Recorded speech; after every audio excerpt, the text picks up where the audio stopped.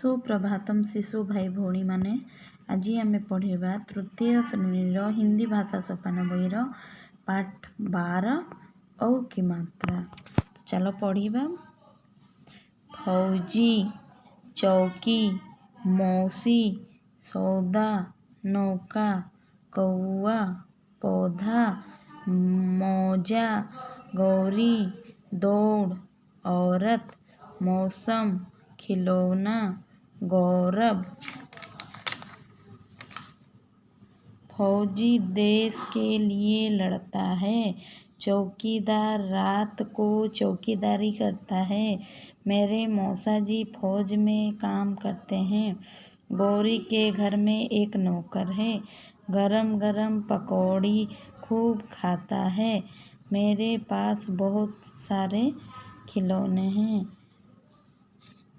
देखो पिलाने अभ्यास रे खाली स्थान में अ की मात्रा वाले अक्षर लिखो।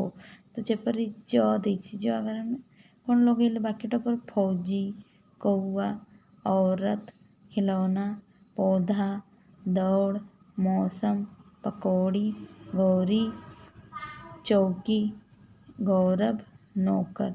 तो पिला माने एही परिका तुम माने भी भिडियोटी को देखिबो एवं पढ़िबा को चेष्टा करिबो।